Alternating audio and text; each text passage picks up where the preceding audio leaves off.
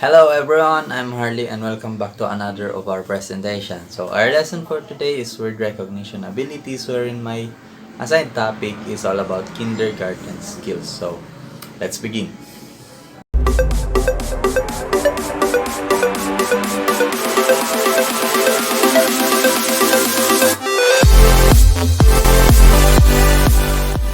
Now, word recognition abilities is the cluster of strategies that are used to recognize words in reading, including the instant recognition of sight words, the interpretation of context clues, and the use of phonics and structural analysis. Now, reading is a process of getting meaning from print. So, early reading includes the direct teaching of words and sounds. Now, children must be able to distinguish between different sounds of oral language for the purpose of achieving understanding. Sometime, usually between the ages of 5 and 6, most children begin to read. Now, watching a child transition from a non-reader to one can both be entertaining and delightful experience. For many parents, one of the milestones and miracles of family life is when a child starts to build his word recognition capabilities. So, this is true to us teachers as well, no?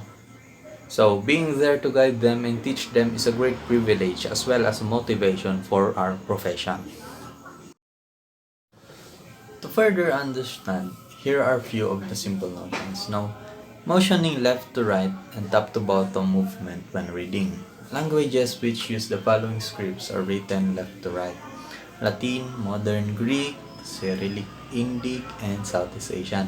Therefore, most of the modern languages of Europe, North and South America, India, and Southeast Asia are written left to right, as well as read in the same manner. This is the common format of written words that the children will face in their learning career.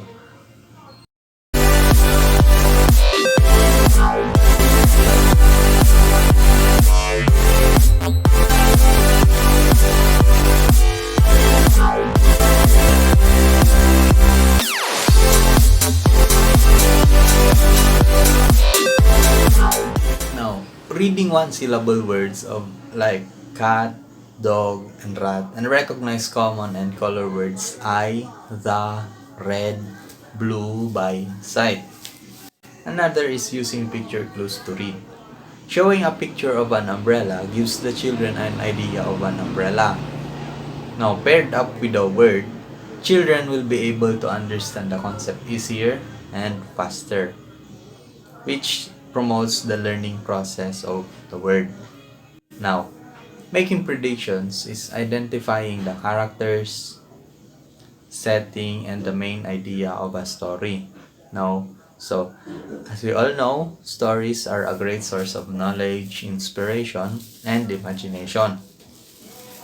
Reading stories for children simulates their imagination as well as their comprehension. This will then affect how they interact with words and how they are able to understand different word related functions. Yeah, so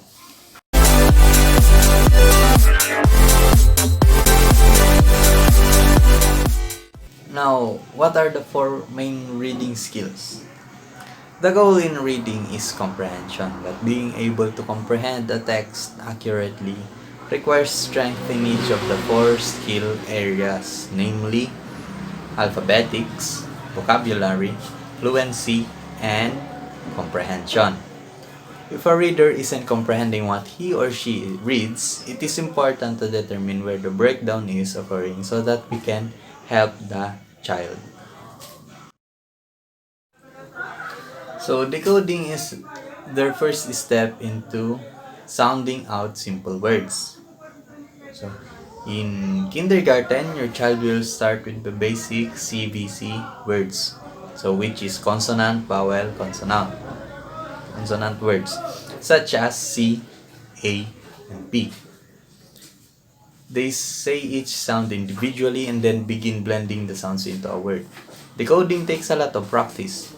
Here are some examples of decoding. So number one is using air writing. So C, A, and P. as a learning process to ask students to write the letters or words that they are learning in the air with their finger. So C, A, B. Another is to create image with matching letters and sound. And number 3 is specifically practice decoding. Now, here are 10 simple steps to encourage children in kindergarten to read. Number 1, use songs and nursery rhymes to build phonemic awareness. Children's songs and nursery rhymes aren't just a lot of fun. The rhyme and rhythm helps kids to hear the sound and syllables and words, which helps them to learn to read.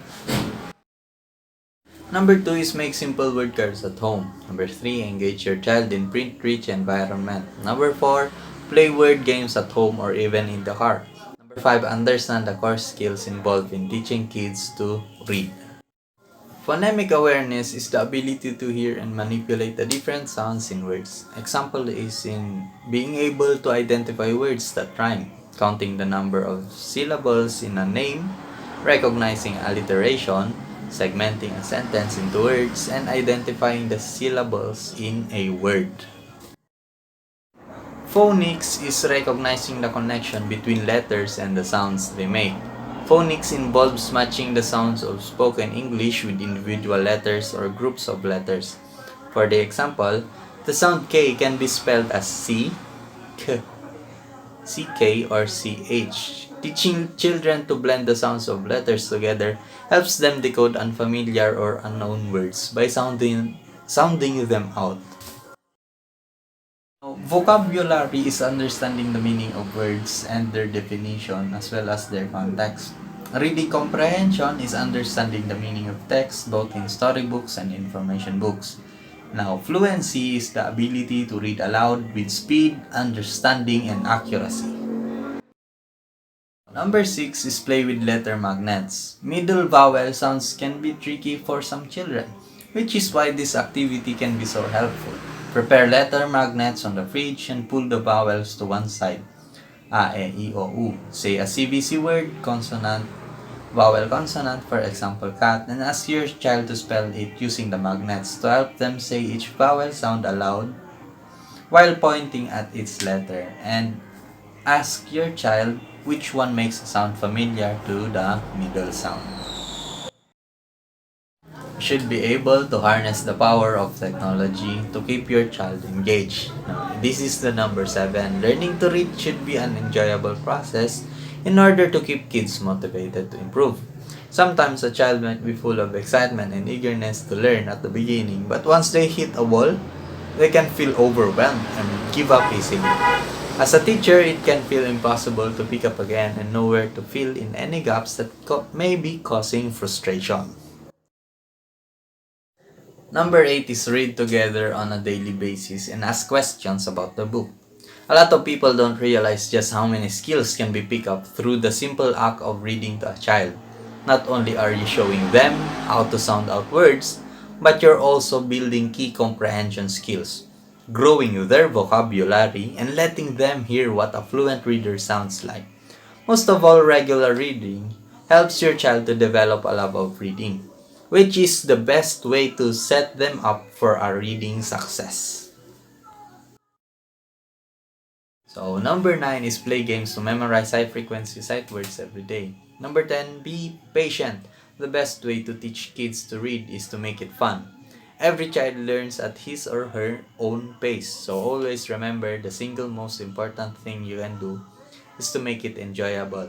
By reading regularly, mixing things up with activities you choose, and letting your child pick out their own books occasionally, you'll instill an early love of reading and give them the best chance of reading success in no time.